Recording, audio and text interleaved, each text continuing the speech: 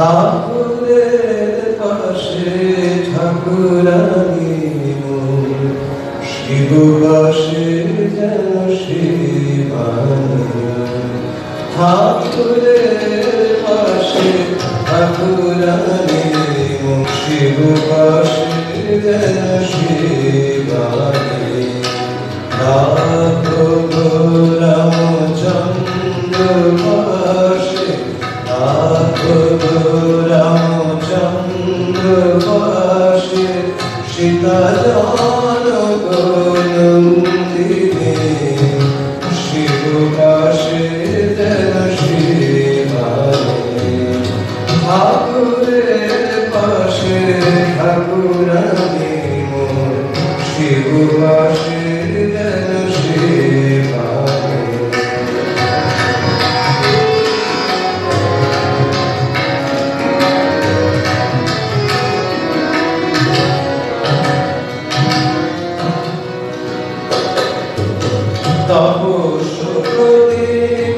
তাপসী প্রতিমা বললেন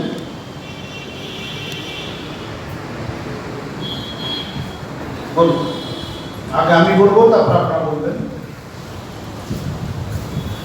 জয় জয় রাম কৃষ্ণ বাঞ্ছাকল্পতরু বলুন জয় জয় রাম কৃষ্ণ বাঞ্ছাকল্পতরু জয় জয় ভগবান জগতের গুরু জয় জয় ভগবান জগতের গুরু জয় জয় গুরু মাতা জগত জননী বলুন জয় জয় গুরু মাতা জগত জননী রামকৃষ্ণ ভক্তি দাত্রী চৈতন্য দায়িনী রামকৃষ্ণ ভক্তি দাত্রী চৈতন্য দায়িনী জয় জয় রামকৃষ্ণ ইষ্ট গোষ্ঠী গণ জয় জয় রামকৃষ্ণ ইষ্ট গোষ্ঠী গণ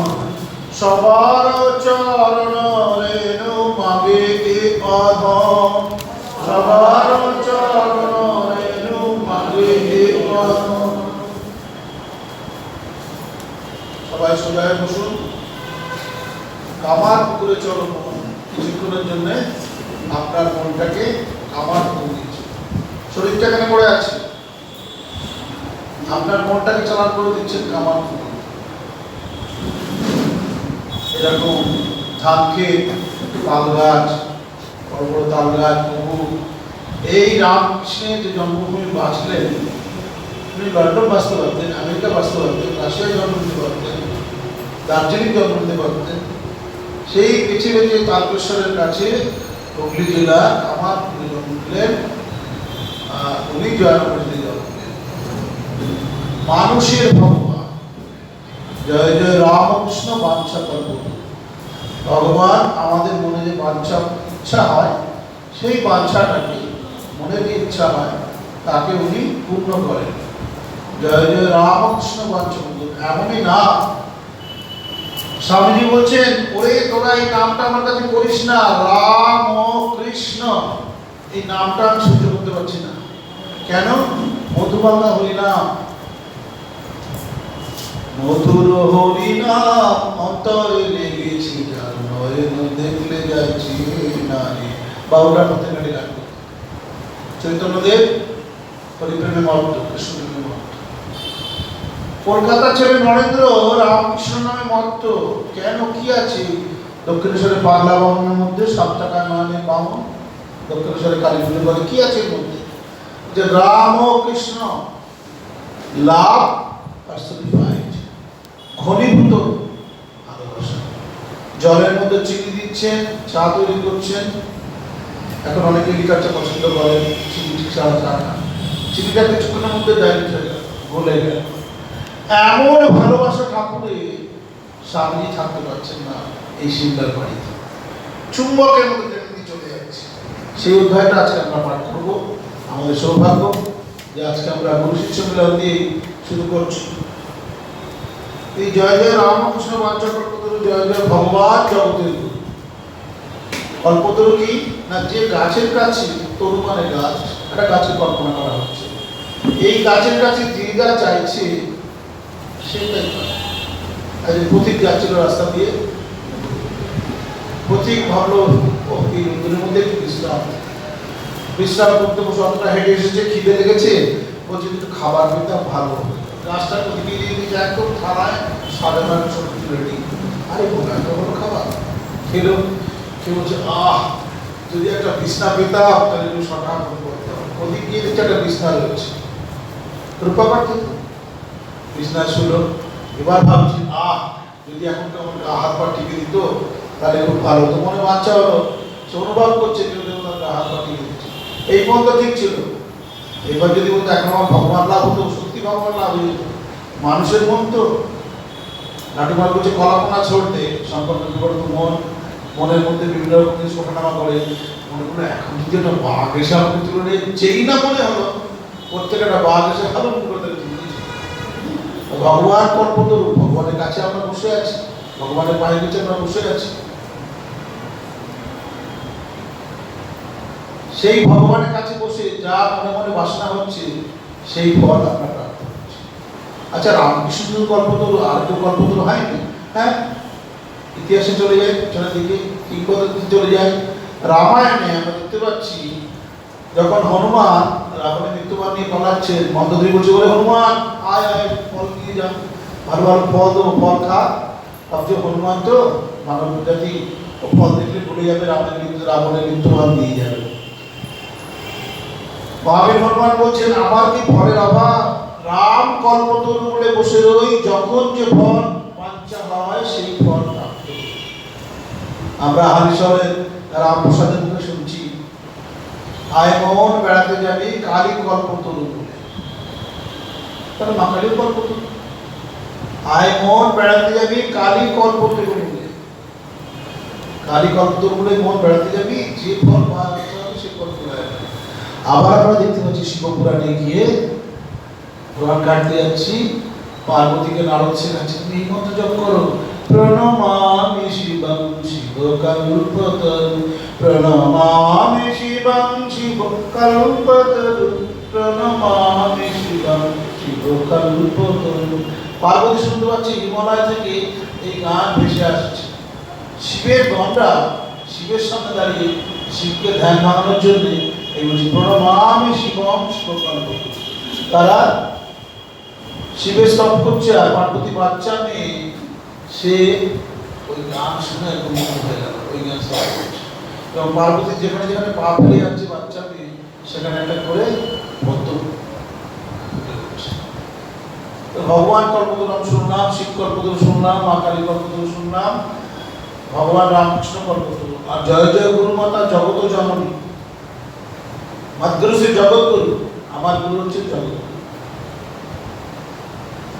তিনি কাকে বিয়ে করেছিলেন? সাধারণ মহিলাকে না, মায়ায় রূপ ধরে এসেছেন মা শারদামণি। জয় জয় গুরু মাতা জগৎ জননী। কেন? রামকৃষ্ণ ভক্তিদাত্রী চৈতন্য দায়নী আপনার মধ্যে, আমার মধ্যে, সকলের মধ্যে ভক্তি ভঙ্গ হয়ে যাচ্ছে, আমরা বুঝতে পারছি না। আপনারা এখানে বসে আছেন, লাপটুপ লাপটুপ না হার্টবিট করছে, আপনি শুনতে পাচ্ছেন। যখন আপনার পরীক্ষা নিরীক্ষা হবে সে প্রতিষ্ঠানে বা কোনো একটা গিয়ে, বাবা আমার হাটে এরকম আওয়াজ হচ্ছে, আমি বুঝতেই পারছি না, বুঝতেই পারছি না, আমার নাচটা এরকম নাম করছে, আমি বুঝতেই পারছি না, তাই বাতাস নিচে ছাড়ছি। সেই জন্য জয় জয় গুরু মাতা জগত জননী রামকৃষ্ণ ভক্তিদাত্রী চৈতন্য দায়নী। উনি কি করছেন? রামকৃষ্ণ ভক্তি কি করে লাভ করা যায় সেইটা দেখাচ্ছেন হচ্ছে মা। এইভাবে পুজো করো, এইভাবে করো, এইভাবে করো। রামকৃষ্ণ ভক্তিদাত্রী সন্তান আমাদের মধ্যে আমার চেতনা চৈতন্য করে দেব আমাদের মধ্যে। আমরা জড়বস্তুর মতো আছি, কিন্তু মানব জীবনের উদ্দেশ্য ঈশ্বর লাভ, সেই পথে কিভাবে যেতে হবে? চন্দন ঘষতে ঘষতে চন্দনের গন্ধ, গোলাপ ফুল নাকের সামনে নাড়ুন তবে গন্ধ পাবেন, ফুলের দোকানে পড়ে আছে গন্ধ পাবেন। সেরকম যখন আপনি উপরে হলটাকে মেডিটেশন করবেন, যে আপনার বাড়িতে ঠাকুর ঘরে যখন আপনি ধ্যানে বসবেন নিত্য, তখন অভ্যাস করবেন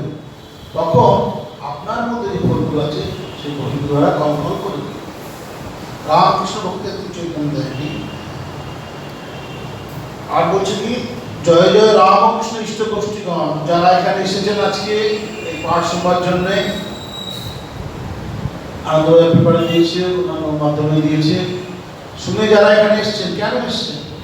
বাড়িতে কত ভালো ভালো টিভি সিরিয়াল চলছে, কত কিছু চলছে, বিনোদনের কত রকম ব্যাপার হচ্ছে, হাতি বাগানে কি ভিড়, মার্কেটিং এখন থেকে পুজো কেনাকাটা সব শুরু করে দিচ্ছে, আগে আগে বাছাই পান ভালো করে কিনে নিই, টিভিতে এত কিছু দেখাচ্ছে। এইসব ছেড়ে দিয়ে কেন এখানে এসেছেন? বিকজ সোসাইটিতে, সোসাইটির কি লাভ? সোসাইটির এই লাভ যে এতগুলো মানুষ, এই এত ব্যস্ত রাস্তা, এখান থেকে এয়ারপোর্ট হাওড়া ছয় ছয় করে গাড়ি যাচ্ছে, হাইওয়ে থেকে গাড়িগুলো পড়ছে, এত ব্যস্ততার মধ্যেও এতগুলো মানুষকে বসার জায়গা করে দিয়েছে। প্ল্যাটফর্মে না গেলে আপনি ট্রেনে উঠতে পারেন না, রাস্তাঘাট দিয়ে ট্রেনে উঠতে পারবেন না, গাড়ি যখন প্ল্যাটফর্মে দাঁড়াবে তখন আপনি ট্রেনে উঠতে পারবেন। অতটা উঁচু তো। Vivekananda society is the platform for the devotee. আপনারা ভক্ত, আপনারা এখানে এসে বসুন, ঠাকুরের কথা শুনুন, মায়ের কথা শুনুন, বেদ বেদান্ত উপনিষদ জানুন, কি হবে? আপনাদের জীবনটা পাল্টে যাবে। এই কিছু দূরে ভদ্রবাগান নেন, বিদ্যাসাগর মশাইয়ের বাড়ি, ঠাকুর গেলেন। বিদ্যাসাগর মশাই কলেজে ছাত্র পড়ায়, স্কুলে ছাত্র পড়ায়, তাকে কে পড়াচ্ছে? দক্ষিণেশ্বরের মুখ্য ভাব ঠাকুর বলছে, নরেন যতটা মুখ্য বলে আর ততটা মুখ্য নয়, আমরা সেই দক্ষিণেশ্বরের ব্রাহ্মণ বিদ্যাসাগরের ক্লাস নিলেন। কথা মতো পড়ে দেখবেন কত ঘন্টা ক্লাস নিলেন। আমার এই কথা কেন বলছি, আমার তখন মনে পড়ছে, জাস্ট বিদ্যাসাগরের গলি দিয়ে কলেজ থেকে বেরিয়ে কলেজ ছুটি পাই বলেছি, হঠাৎ শুনলাম স্বামী লোকেশ্বরানন্দজি কথা মতো পাঠ করবে। কতটা কানে আসতে এগিয়ে গিয়ে দেখলাম পাতের মধ্যে বিশাল প্যান্ডেল হচ্ছে। ও এই লোকেশ্বরানন্দজি, আচ্ছা কি পাঠ করেন শুনি, ওই চ্যাপ্টারটাই পাঠ করেন। ঠাকুর এসছেন, বিদ্যাসাগরের সঙ্গে দেখা করলেন, তারপর তাদের মধ্যে অনেক কথা হলো, অনেক কিছু শুনলাম, তখন তো অত বুঝলাম না, কিন্তু এইটা খুব ভালো লাগলো, সব কিছু উচ্ছিষ্ট হয়ে গেছে, একজন উচ্ছিষ্ট হয়নি। বলতে পারেন কে?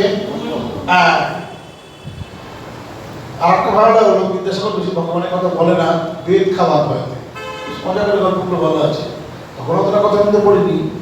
এই সেই ঐতিহাসিক স্থান, যখন ভাবি এই রাস্তা দিয়ে যাই, এই রাস্তা দিয়ে কতবার শান্তি হেঁটে গেছে, এই সোসাইটির কাছে শান্তির পায়েগুলো এখনো পড়ে আছে। বলছিলাম একটা গল্প বলবো, সেই গল্প দিয়ে শুরু করছি। গল্পটা হচ্ছে, আপনারা যারা শান্তি বাড়ি দেখেছেন, একটা কাঁচের লম্বা ঘর আছে, অনেকে বলে শপিং মল, এখানে কি পাওয়া যায় মহারাজ?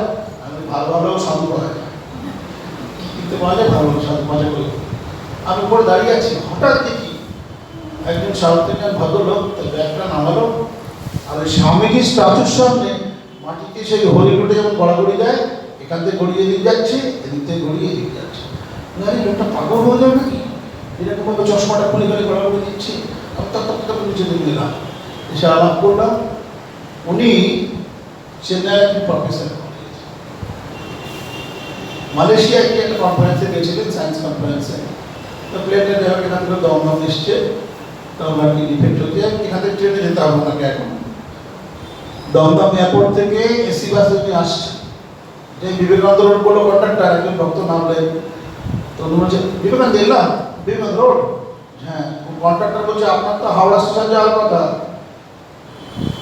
এটা তো বিবেকানন্দ রোড না। বিবেকানন্দ দেখলাম, বিবেকানন্দের বাড়ি, এগুলো মনে হচ্ছে বাড়ি। নেমে স্বামী স্ট্যাচু দেখে স্বামীর বাড়ি এটা শুনলেন, স্বামী এই বাড়িতে ছিলেন, ওই দোতলা ঘরে স্বামীর বাবা মার বেডরুম, স্বামী পাশের ঘরটায় থাকতেন, ওখান থেকে গরিবদের জিনিসপত্র দান করে দিতেন, এটা আজকে পাঠের মধ্যে আসবে। সেইটা শুনে ভদ্রলোক গড়াগড়ি যাচ্ছে কি না, এই রাস্তা দিয়ে বিবেকানন্দ হেঁটেছে, এইখানে মহাপুরুষের পায়ের তুলা আছে। জেরুজালেম বেথলেহেম যেতে হবে না, বৈকুণ্ঠে যেতে, কৈলাসে যেতে হবে না।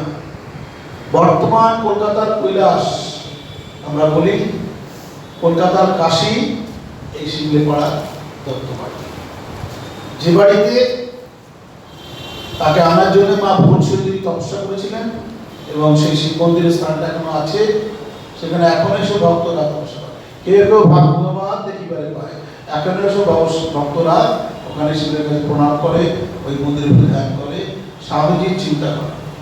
আর যখন এই বিবেকানন্দের বাড়ি রামকৃষ্ণ মঠ মিশনের হাতে আসেনি, রামকৃষ্ণ মঠ মিশন ভালো করে ঠিক ফর্মে আসেনি, তখন ঋষির দৃষ্টিতে ঋষির শিষ্যা, সঙ্গীত ঋষি ছিলেন, তার শিষ্যা নিবেদিতা, সিস্টার নিবেদিতা, উনি এই জায়গায় একটা সোসাইটি করে দিলেন।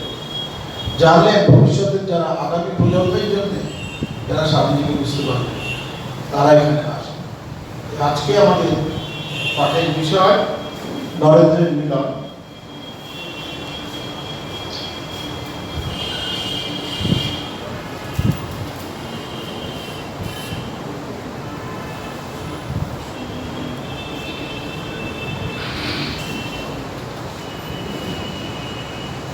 প্রথমে পাঠ করব, তারপর তার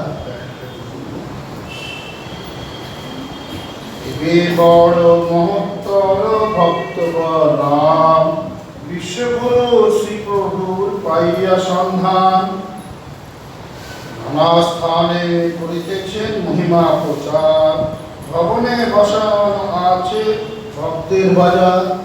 কে? ভক্তগণ রাম। আর তার বাড়িতে কি আছে?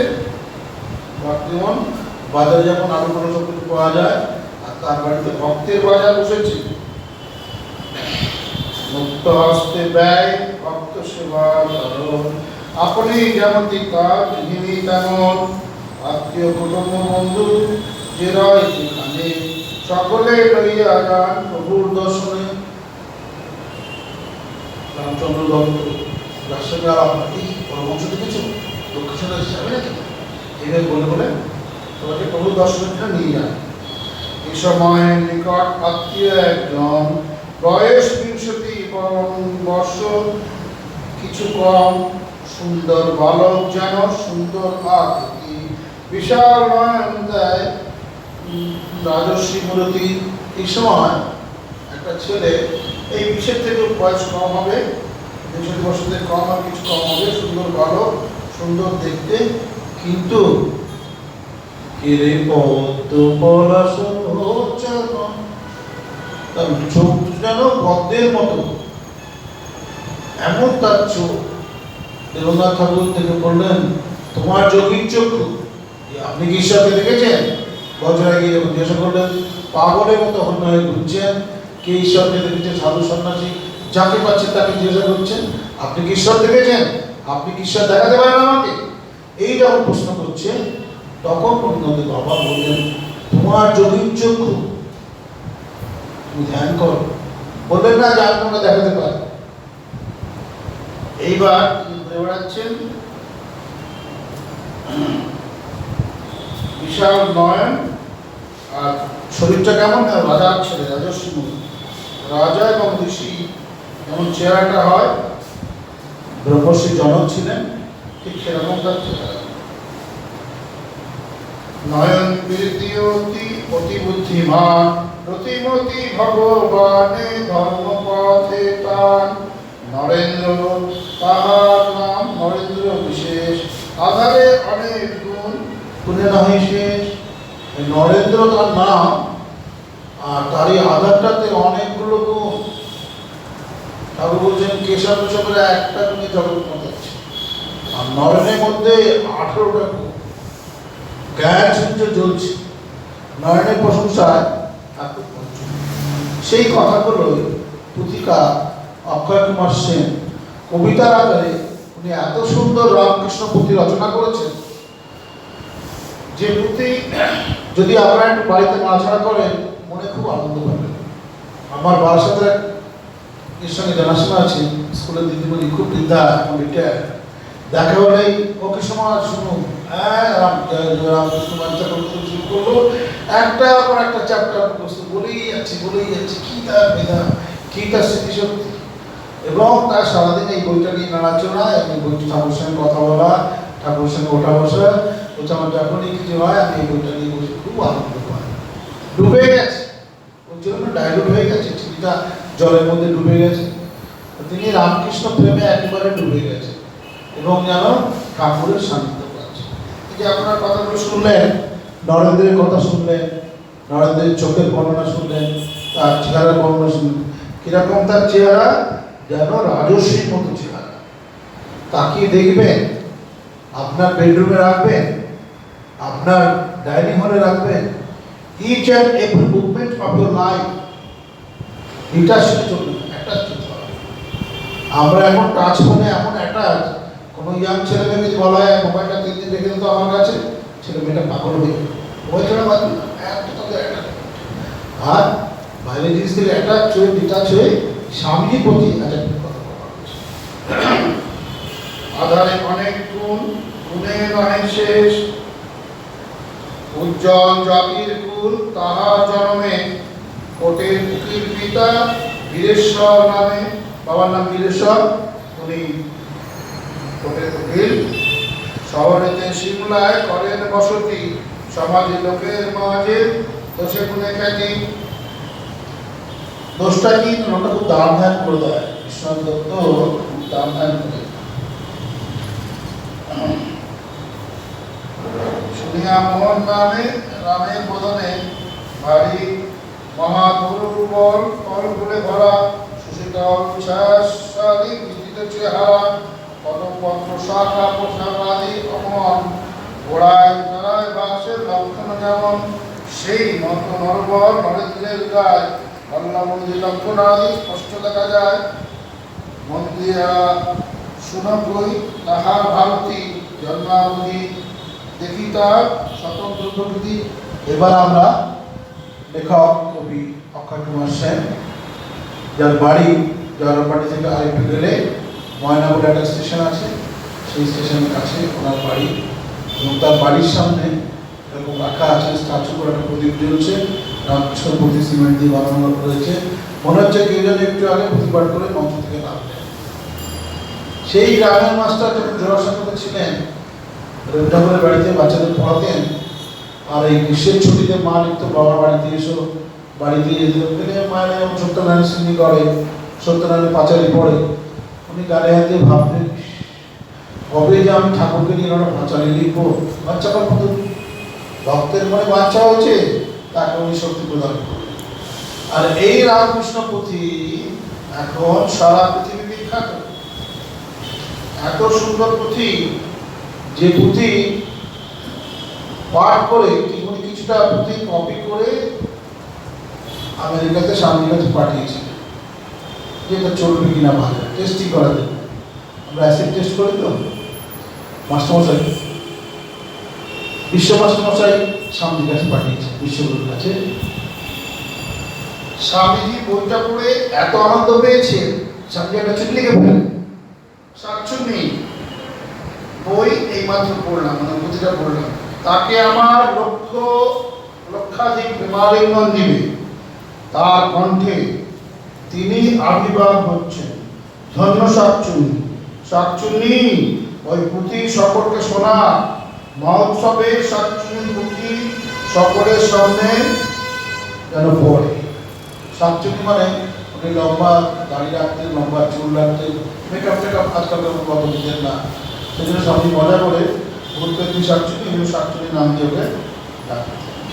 এবং বলছেন বেলুর মঠে যে মহোৎসব হবে সেখানে যেন পুঁথি পাঠের ব্যবস্থা হয়। পুঁথি অতি বড় যদি হয় তো চুম্বক চুম্বক করে যেন পড়ে। শাকচুন্নি একটাও আবল তাবল লিখে না। কে সার্টিফাই করছেন? তার লেখার রিভিউ বের করছেন স্বামী বিবেকানন্দ। আজকে এই রামকৃষ্ণ পুঁথি নিয়ে সারা ভারতবর্ষে রিসার্চ চলছে। গোলপাড় থেকে ইংলিশে বেরিয়ে গেছে রামকৃষ্ণ পুঁথি, মহারাষ্ট্র থেকে মারাঠি ভাষায় বেরিয়েছে, নাগপুর থেকে হিন্দি ভাষায় বেরিয়েছে, গুজরাট থেকে গুজরাটি ভাষায় বেরিয়েছে, বিভিন্ন পাঞ্জাবিতে ট্রান্সলেট চলছে। এই পুঁথি নিয়ে অন্যান্য যারা আপনারা ভাগ্যবান বাঙালি ভক্ত যারা বাংলা জানেন, তারা এই পুঁথি পাঠ করে আনন্দ পাচ্ছে। যারা নন বেঙ্গলি বাংলা পড়তে পারে না, তারা এই পুঁথি পাঠের জন্য বাংলা শিখছে, যেমন স্পোকেন ইংলিশ শেখে সেরকম বাংলা শিখছে। কি না কথাগুলো পাঠ করেছে, এবার এই রামকৃষ্ণ পুঁথি পড়বে, এবং পুঁথি পড়ে পুঁথির মধ্যে যে আনন্দ রসটা রয়েছে সেই রসটা পেতে চাইছে। শুনেছি খুব আনন্দ। এবার বেলুরমঠে আমাদের একটা কনফারেন্স হয়েছিল, আমাদের 6 দিনের একটা ট্রেনিং ক্যাম্প চলেছিল, তাতে আমার লেকচার ছিল, সাবজেক্ট ছিল রামকৃষ্ণ পুঁথি। তো আমি ইংরেজি বাংলায় যদি বললাম, শুনে সাউথ ইন্ডিয়ান ছেলেগুলো এত খুশি হয়েছে, তারা গোলপাড় থেকে রামকৃষ্ণ পুঁথি কেনা শুরু করলো। আমি শুরু করে পড়তে পারছি না, গ্লোরি গ্লোরি রামকৃষ্ণ, আমরা জয় জয় রামকৃষ্ণ বাঞ্ছা কল্পতরু পড়ছি, তারা এটুকু পড়ছি এবং পড়ে বলছি আরে जो चीज गॉस्पेल में है वही चीज इधर भी है, लेकिन इसकी मजा कुछ अलग है। अरे तुम्हारे बगल में बहुत सारे कवि लोग जन्माते हैं, जैसे कि लोग जाते हैं, তারা পুঁথি পড়ে খুব আনন্দ পাচ্ছে।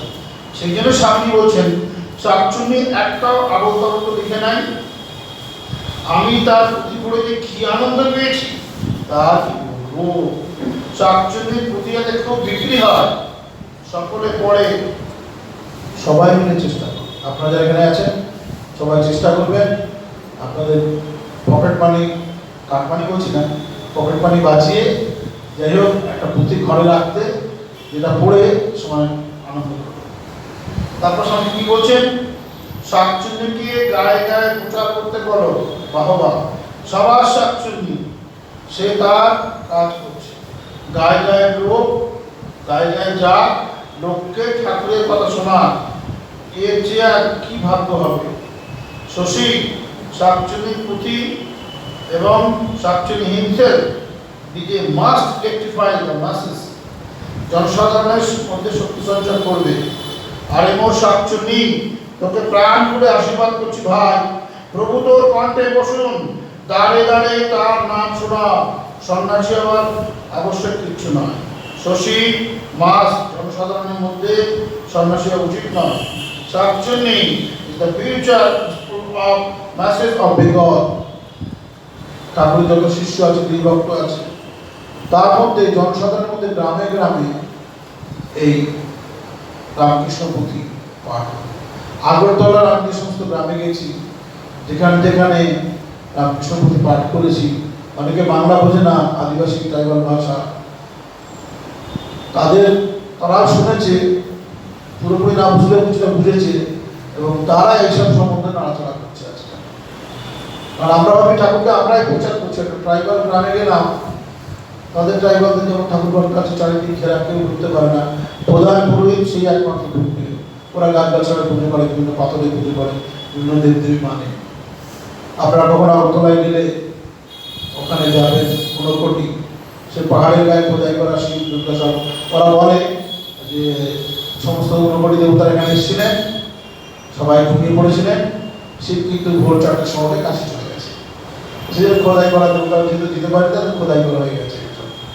তা সেইখানে ওদের পুজো সিস্টেমটা গেল, কে ফলটা রাখলো, প্রণাম করলো, উচ্চরি দিল, হয়ে গেল। এরকম কোনো মন্ত্র আমি গেছিলাম ঊনকোটি পাহাড়ে, খুব ট্রেডিশনাল জায়গা, সেখানে একটা মেলা হয়। তারা দেখলাম সেইখান থেকে ঠাকুরের পুঁথি সম্পূর্ণ নাড়াচাড়া করছে। তাদের মধ্যে আর শিক্ষিত মোটামুটি এখন বিভিন্ন সরকারি দিকে চাকরি করে, তারা ঠাকুরের পুঁথিটা নাড়াচাড়া করছে এবং তাদের মনের মধ্যে অনেক প্রশ্ন, অনেক কিছু জানতে চায়। কোনো মহারাজরা গেলে কৈলাস শহরের কাছাকাছি, তারা এই পুঁথি নিয়ে নাড়াচাড়া, অবাক লাগে। এটা ঘটনাটা বলছিলাম, গল্প বলছিলাম, মাঝে মাঝে গল্প বলবো। তা ট্রাইবাল সর্দার আমাকে নিয়ে গেল, আমাদের ডাক্তার অন্যান্য যারা মেডিকেল ক্যাম্প করতে গেছিলাম সবাইকে সাইড রেখে দিল। সেই দুটি চোখ আছে কোথায় কে বলে দেবে আমায়। এখন আমি সমস্ত দেবদেবতার ছবি দেখছি, আসল ছবিটা পাচ্ছি না। হঠাৎ আমি ভেতর থেকে জয় রামকৃষ্ণ বলে একটা আওয়াজ দিলাম, বাইরে থেকে ডাক্তাররা দুবার থেকে জয় রামকৃষ্ণ বলে একটা আওয়াজ দিলাম। মানে এত দেবতার মধ্যে আমি পেয়েছি, ঠাকুর ঠিক জায়গায় করে নিয়েছি। ওই ট্রাইবাল মন্দিরে, আদিবাসী মন্দিরে ঠাকুর বসে আছে, কার মানে কিরকম ঠাকুর বসে আছে, ঠাকুরের কোলে মা কালী, সে ফটো ক্যারেক্টার পাওয়া যায় না, তাই একটা দিন লাগিয়েছে। তাহলে নাকি যাচ্ছি না, রামকৃষ্ণ, এইটার কি রামকৃষ্ণ, মানে কত আনন্দ দিয়ে রামকৃষ্ণ, মানে আপনি না শুনলে বিশ্বাস করবেন না।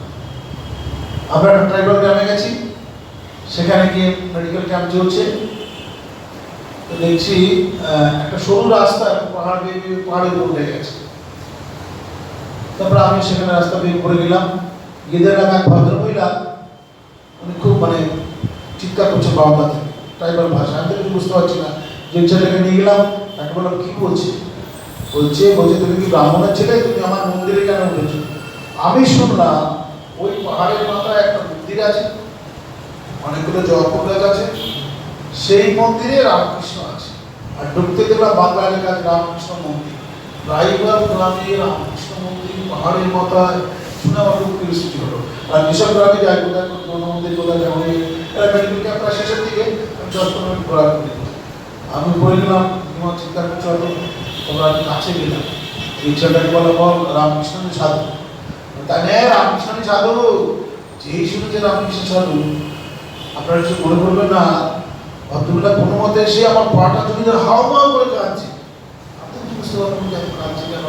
এতক্ষণ আমাকে বললো, এতক্ষণ কাঁদছে, এখন কাঁদ ধরছে, নাক ধরছে, জন্য আমি ক্ষমা চাইছি।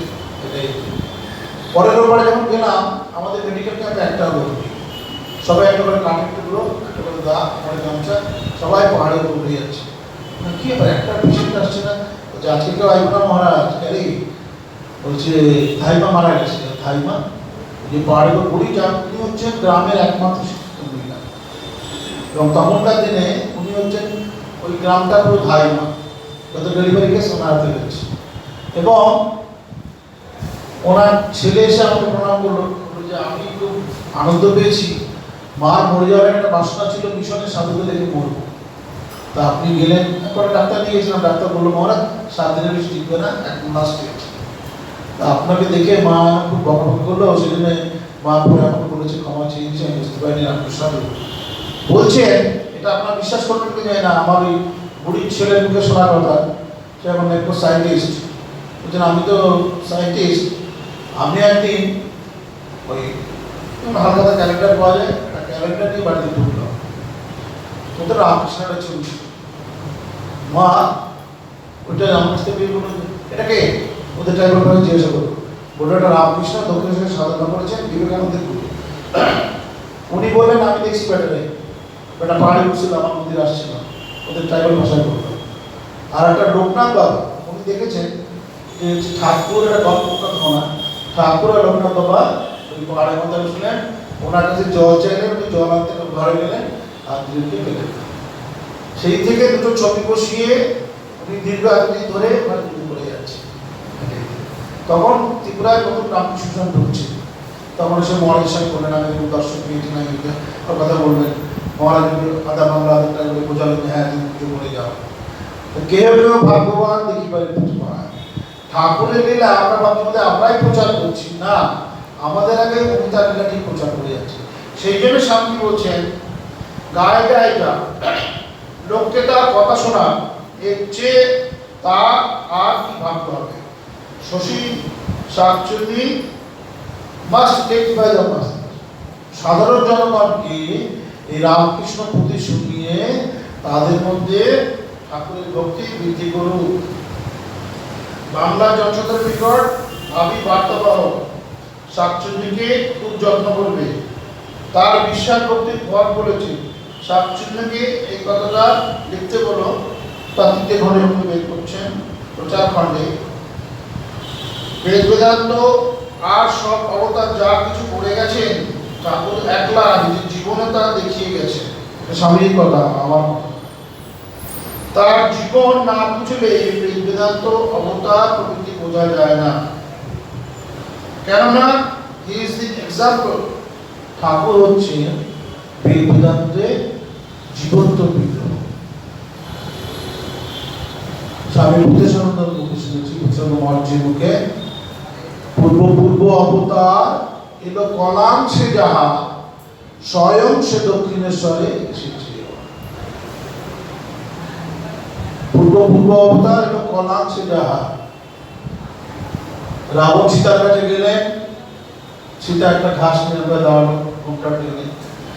রাবণ বলছে সীতা আমি, তুমি না বললে নিজের ইচ্ছা না স্বীকার করলে আমি তোমার গায়ে হাত দেবো না, যদিও আমি তোমাকে উঠিয়ে দিয়েছি।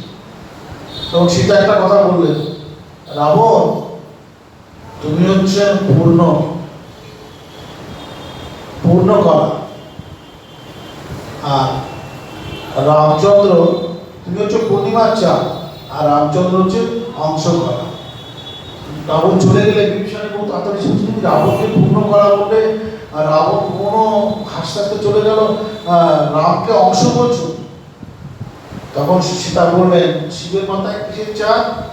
দ্বিতীয় চাঁদ, একবারই চাঁদ, সেই চাঁদটা আস্তে আস্তে পূর্ণ। রাবণ পূর্ণ মানে রাবণের শেষের দিন আগত প্রায়, আর রামচন্দ্র অংশ মানে রামচন্দ্র এখনো তার অবতারের কিছু দেখায়। আস্তে আস্তে যেমন শিবের 4 থেকে পূর্ণচন্দ্র হয়, সেরকম একটা পূর্ণচন্দ্র।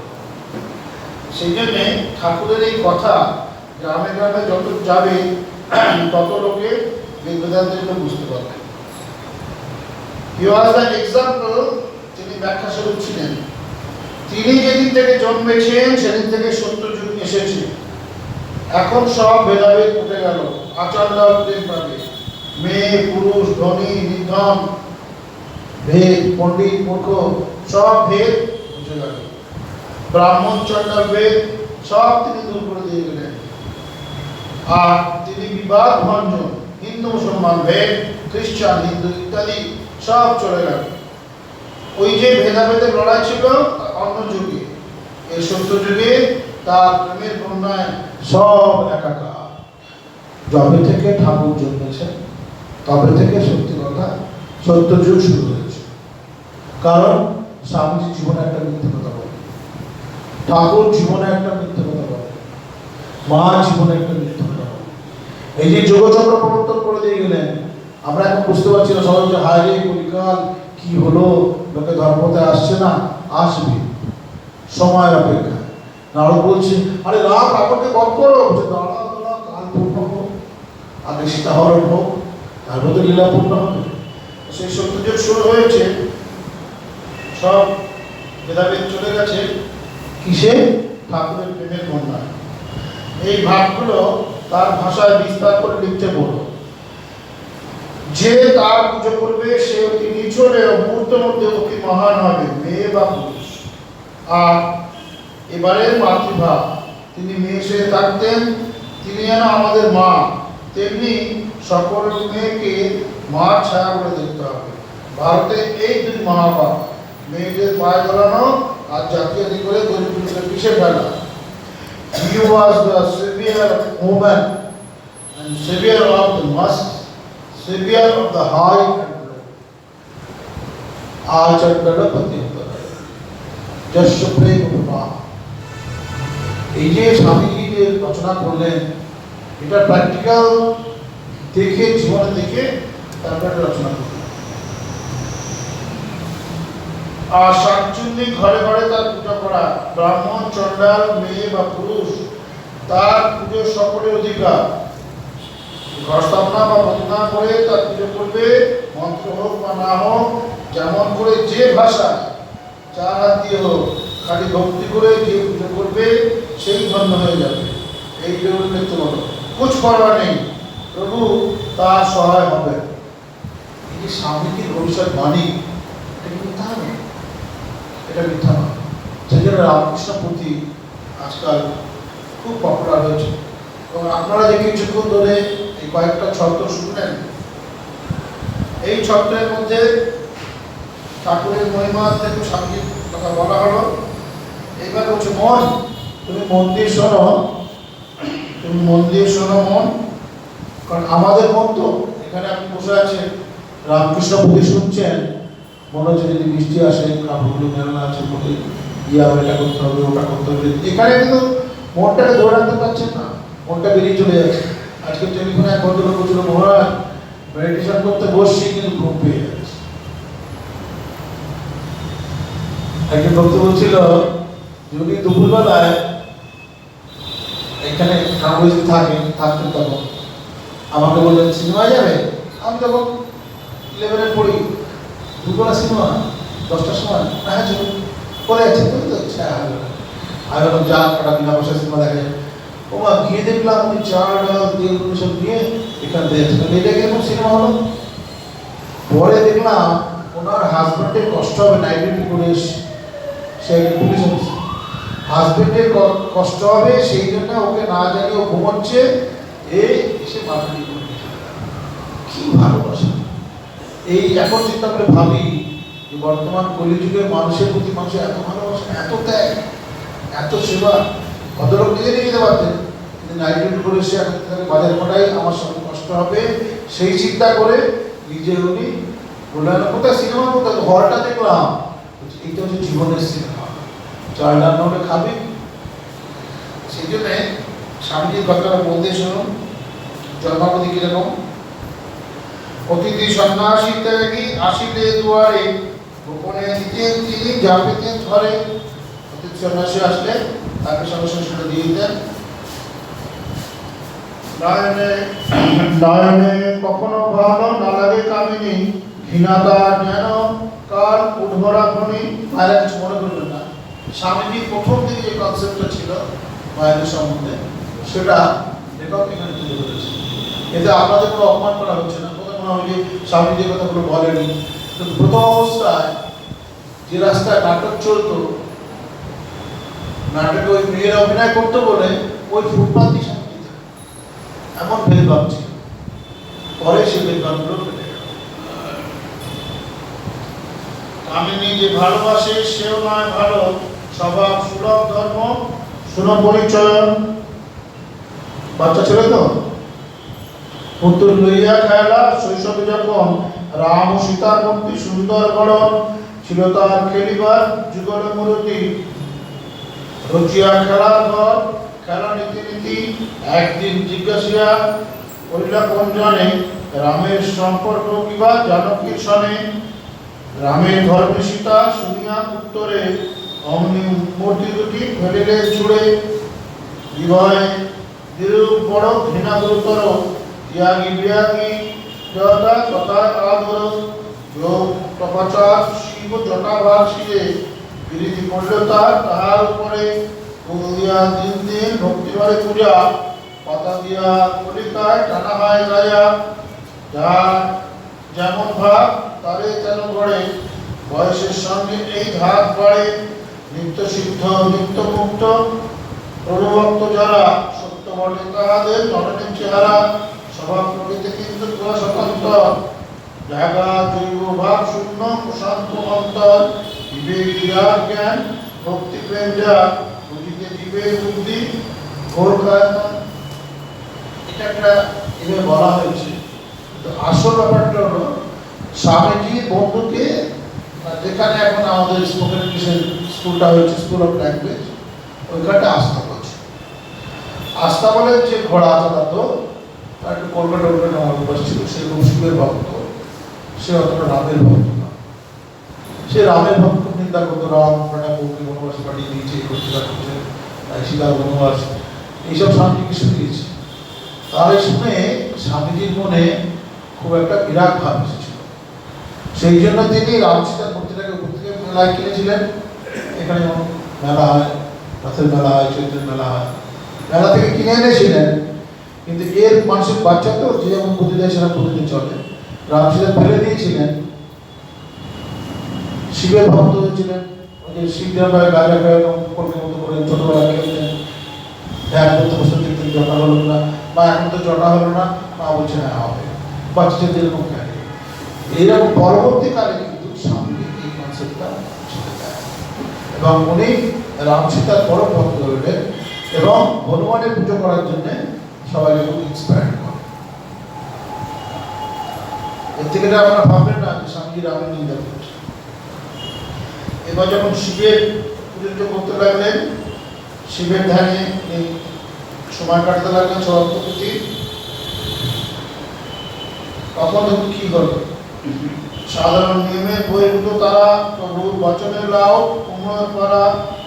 আগে গাছে ধরে পর, পরে কুল, জগতে কাহার সঙ্গে নয় সমতুল। ভক্তের ভিতরে খেলে বিভূতি প্রভু, শুনো ভক্ত সংযোজন কাণ্ড সুমধু। নিত্য সিদ্ধ মুক্ত প্রভু ভক্ত যতজন, সর্বোপরি নরেন্দ্র সর্বোচ্চ সমান। যত ভক্ত এলো ঠাকুরের কাছে, তাদের মধ্যে নরেন্দ্রকে সবার উপরে আসন দিচ্ছে। ঘির আছে কথা আসক্তিতে যারা, বলিতে চোরে চোরে হাতখানি চোরা। সময়েতে সব কথা সময়ে যত, নরেন্দ্র শৈশব নয় দশম উদিত। ক্লাস 10-এর ছেলে চোখ বন্ধ করে যুদ্ধ হয়, আপনাদের আমাদের কারা হয় ওই জন্য। আর স্বামীজি ভাবত সবাই বোধ হয় ঘুমানোর আগে এইরকম জ্যোতি দর্শন করে। আমি ভাবছেন প্রত্যেকে বোধ হয় জ্যোতি দর্শন করে, সে তো সিদ্ধযোগী। জন্মে জন্মে জন্য। এবার কি হলো সেটা দেখুন। মুদিলে নয়নোদয় নিদ্রার সময় স্থির শ্বেত জ্যোতি হতো কপালে উদয়। ভিতরে ব্যাপার কিবা নাহি যা বলা, জ্যোতি ছটা লইয়া নিদ্রার কালে খেলা। চোখ বন্ধ করলে সে সাদা জ্যোতি, একটা লাইটের ফোকাস আপনি দেখতে পাচ্ছেন, যেগুলোর মাঝখানে জ্যোতির ছটা, এবং আস্তে আস্তে সেটা নিদ্রায় চলে যেত। জ্যোতিটা কিরকম হতো? কখনো বড় হতো, কখনো ছোট।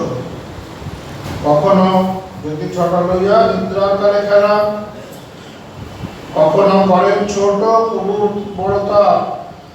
আপনার মনোমত আপন ইচ্ছায় ক্রমশ জ্যোতির রাশি এতই বিস্তার, জ্যোতি বিনা কিছু বোধ থাকিত না আর। নিদ্রার মতন বেগে তার কিছু পরে আপনার সত্তাগত জ্যোতির ভিতরে। এই জ্যোতির থেকে জ্যোতির আলোর জ্যোতির মধ্যে আপনারা দেখবেন জীবনরাত্রে ঘুমনা হয়, সকালে মাথা ডিস্টার্ব হচ্ছে, কাউকে চিন্তা করছে, এত ডিস্টার্ব হচ্ছে, রাত্রে ঘুমোতে পারবে। আর যেদিন আপনার খুব সাউন্ড স্লিপ হবে, ঘুরতে ঘুরতে বলবো যেন এই আধা ঘন্টা কি 1 ঘন্টা ঘুমলাম, এটা আমাদের খুব কমই হয়, কিন্তু এইটাই ঠিক ঠিক কোনো জায়গায় বেড়াতে গেলেন খুব দারুণ ঘুমিয়েছি কালকে। সেদিকে একটা রোগীকে বাসার নার্সিংহোম থেকে তার বাড়িতে পৌঁছে দেওয়া হলো, খোঁজ দিয়ে জানলাম রোগী কেমন আছে, বললো 92 ইয়ার্স রোগী, মহারাজ দারুণ ঘুমিয়েছে।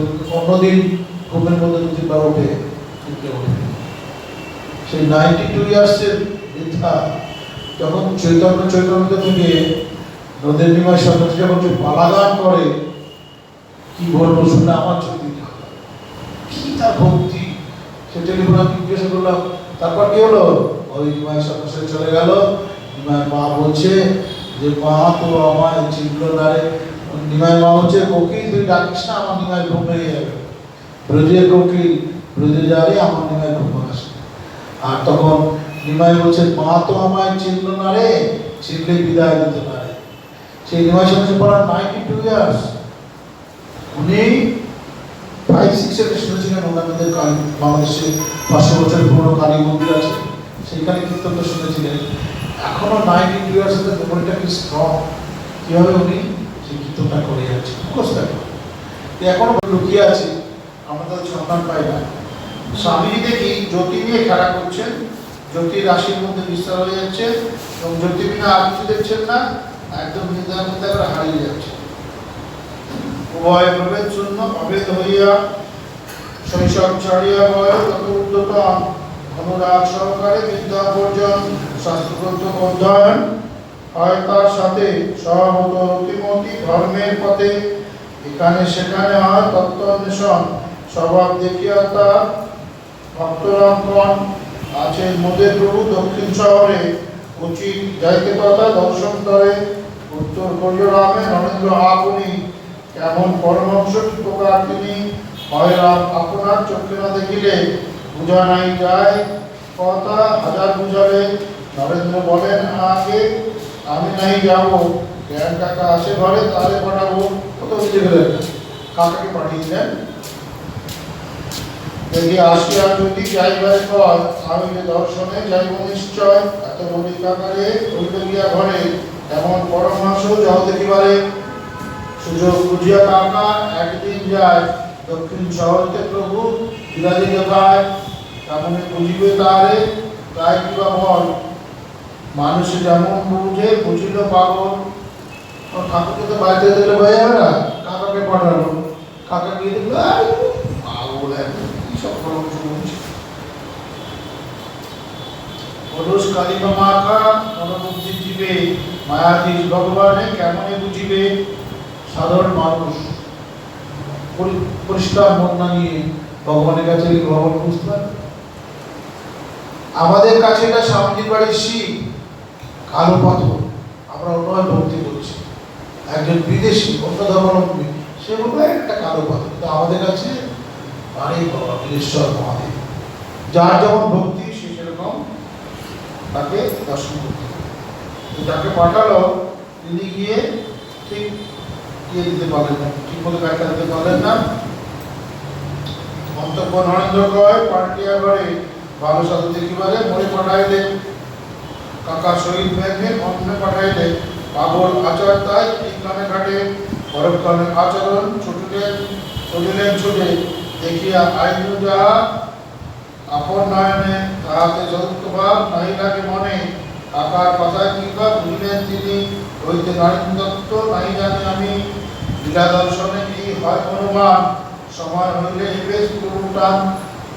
এবার যখন ঠাকুর না টানতে আপনি যখন আসতে পারেন, যখন ঠাকুরটাকে টান দিচ্ছেন এইবার স্বামীর পালা, এবার স্বামী যাচ্ছে।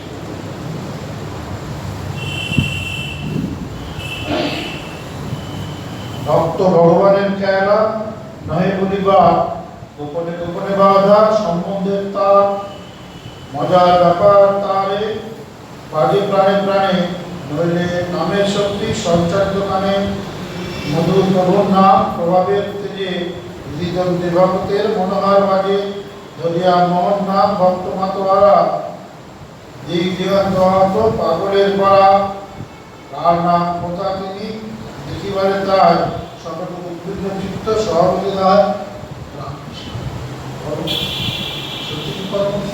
এই চিন্তা বিজ্ঞান কথা আমরা কি বললো বিষয় একবার গিয়ে দেখবো না যাবো যাবো কি যাবো না দোলায় মান আমাদের মনটা সবসময় ওইদের মধ্যে সংশয় রাক্ষস বাস এবারে রাক্ষসকে রাবণ না কংস না কুম্ভকর্ণ না, এবারে রাক্ষসকে সংশয়।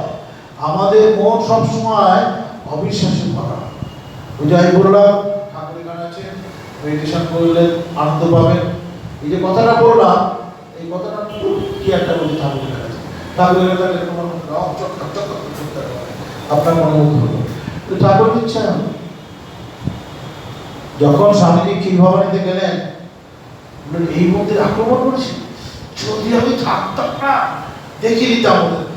যেই মনের মধ্যে ভাবটা এলো দৈববাণী শুনলেন, ধরে তুই আমাকে রক্ষা কর, তুই আমার রক্ষা করতো না আমি তো রক্ষা করতাম। আমি যদি মনে করি সোনা দিয়ে 7 তলা মন্দির এখানে এক করতে পারি, তখন স্বামী বললেন না ঠিক আছে, মহামায়ের ইচ্ছা জগৎ চলছে, মহামায়ের ইচ্ছা আপনি পাহাড়ে আছেন, মহামায়ের ইচ্ছা আপনি দক্ষিণেশ্বরে আছেন, আমি তৈরি করার পৃথিবী সব সেই জন্য উদ্বিগ্ন হয়ে গেলেন। সকল উদ্বিগ্ন চিত্ত সহবেতে ধায় নরেন্দ্র ভগত শ্রেষ্ঠ নরেন্দ্র উত্তম রামকৃষ্ণ মন্ত্রীর মধ্যে আরত্য চরণ বিবেক বিরাট ত্যাগে ধরারিধি পুরী অতি উগ্র অনুরাগী সন্ন্যাসী ঠাকুর কণ্ঠে ভারী বিচার সুর পক্ষে সুধাধারা অন্তে আছে নাদ রাগ রাগিনীর ঘোড়া।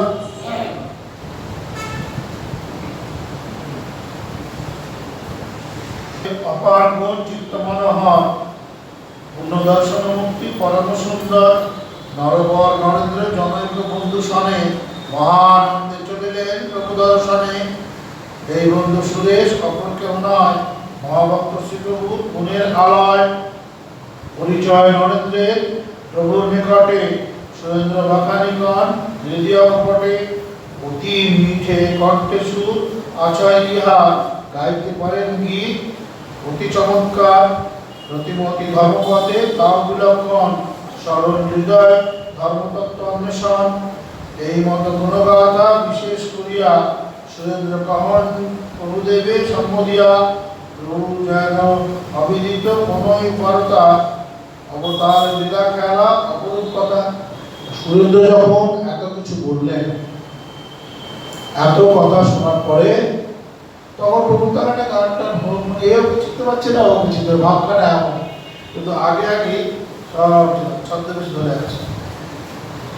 অবতারের লীলা খেলা অপরূপ কথা নরদেহ নিজে ডাকা মায়ার সংহতি রোগ শোক খালা কাদা আপনা বিস্মৃতি ছদ্মবেশের সন্মিশনে রঙ্গ রসস্বা কখনো আনন্দ ভোগ কখনো প্রমাদ।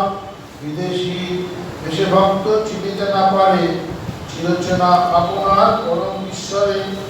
সেই প্রভু সেই ভক্ত নয় স্বতন্ত্র নিত্যাপেক্ষা নিদাতাই বড় সুন্দর মনোহর চিত্রপট বিচিত্র ধরায় প্রভু সুচিত মায়া প্রভুরে ঘোড়ায় পরমা বিভূতি শক্তি মায়া জলে আর্জানি ব্রহ্মময়ী জড়ময়ী জগত জননী শক্তি বিনা নাই লীলা লীলাময়ী নিজে মাতৃরূপ ধরে গর্ভে নারীরূপ ভজে পঞ্চভূতের গড়া দেহে যেবা বর্তমান এক মায়া সকলের উদ্ভবের তার বিদুর এড়ান নাই ও মায়া তার ধরাধান আসিবারে একই দুয়ার এই মায়ার দুয়ার পার হয়ে ভগবান আসলেন এবং এই যে ঠাকুরের কাছে নরেন্দ্র আসলেন আজকে সময় শেষ আমরা এই আশার মধ্যে থামলাম যদি বিবেকানন্দ সোসাইটি পরবর্তীকালে সুযোগ দেয় পরের লীলা আমরা পরে যেতে পারবো। আমি জানি না আপনাদের কতটা ভালো লেগেছে এই রামকৃষ্ণ পুঁথি, কিন্তু মন দিয়ে শুনবেন, এর মধ্যে অনেক কিছু আছে। ঠাকুর মার স্বামীর কাছে যে সমস্ত ভক্তরা এসেছেন সকলের কল্যাণ প্রার্থনা করে আজকে এখানে শেষ করছি। ওম শান্তি শান্তি শান্তি হরি ওম তৎসৎ। जय श्री गुरु महाराज जी की जय। जय महामाई की जय। जय शांति जी महाराज जी की जय। जय गंगा माई की जय। जय श्री श्री जगद्धात्री माई की जय। जय वीरेश्वर महादेव की जय।